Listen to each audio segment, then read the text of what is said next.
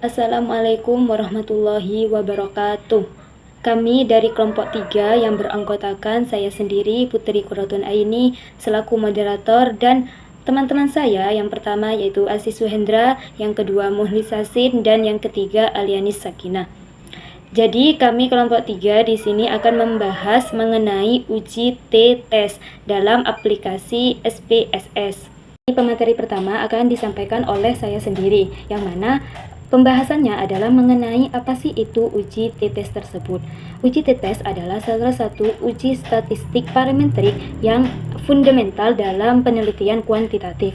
Tujuan utamanya adalah untuk membandingkan rata-rata atau mean dari satu data atau kelompok data, yang mana nanti dari pembandingan itu kita bisa melihat apakah itu terjadi, apakah ada perbedaan data rata-rata tersebut secara signifikan atau terjadi karena kebetulan.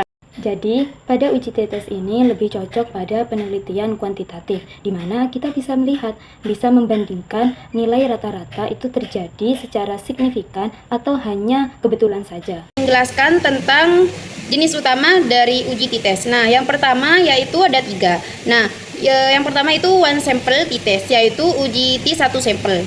Nah, yaitu membandingkan rata-rata suatu kelompok sampel dengan suatu nilai acuan seperti konstanta atau nilai teoretis atau populasi yang sudah diketahui atau sudah ditetapkan.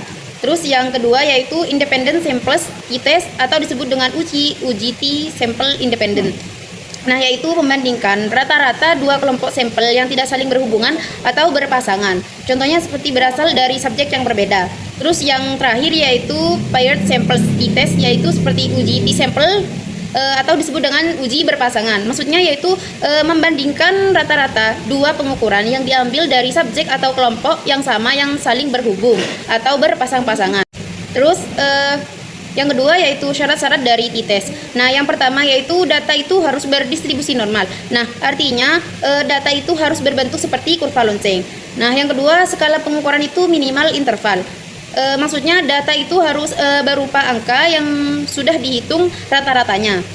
Terus yang ketiga yaitu varians kelompok harus homogen. Maksudnya yaitu khusus independen T-Test, yaitu seperti penyebaran dari varian data antar kelompok itu harus sama, khususnya untuk independen T-Test.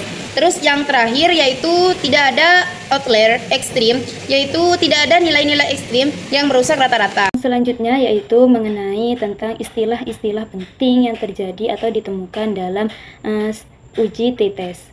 Yang pertama yaitu A atau tingkat signifikan, umumnya itu 0,05. Yang kedua yaitu H0 atau hipotesis 0. Yang ketiga yaitu HA atau H1, ya singkatan dari hipotesis alternatif. Yang keempat yaitu N atau data penelitian atau sampel. Yang terakhir yaitu K, variabel bebas atau terikat. Akan melanjutkan penjelasan dari teman saya, yang dimana saya di sini akan menjelaskan dasar pengambilan keputusan dan langkah-langkah uji T-nya.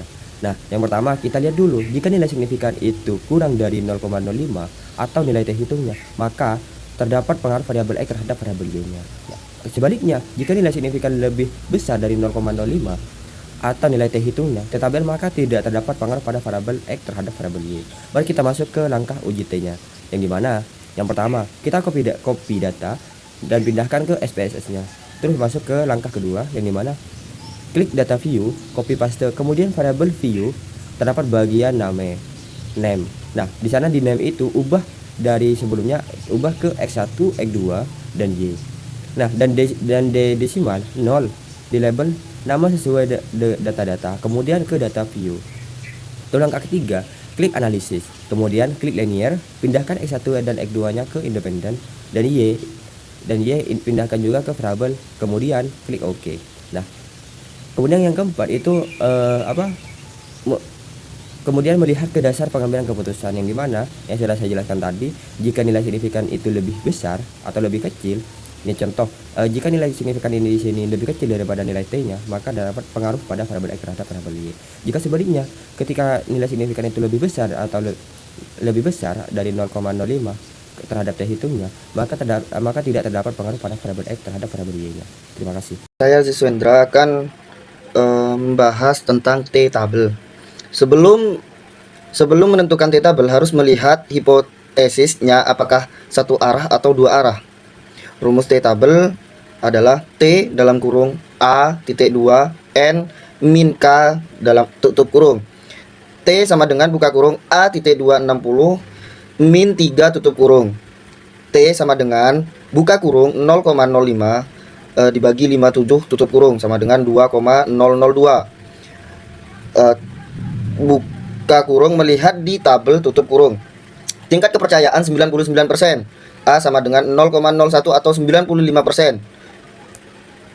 Selangkah-langkah menentukan T-tabel. Tentukan taraf signifikansi A, tentukan tingkat signifikansi penelitian Anda biasanya. Sesuaikan A jika hipotesis dua arah. Jika Anda menggunakan hipotesis dua arah, two talent.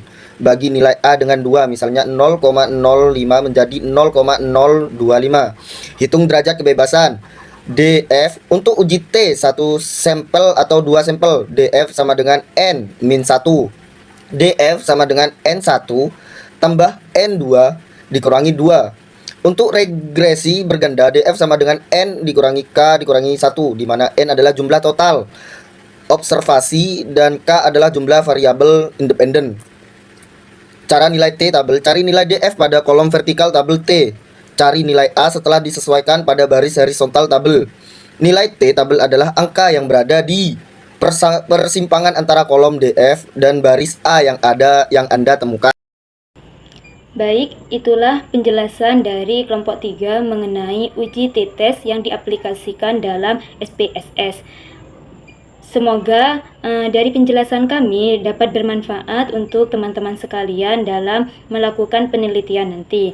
Kami dari kelompok 3 mohon maaf apabila ada tutur kata maupun perbuatan. Kami akhiri, Wassalamualaikum warahmatullahi wabarakatuh.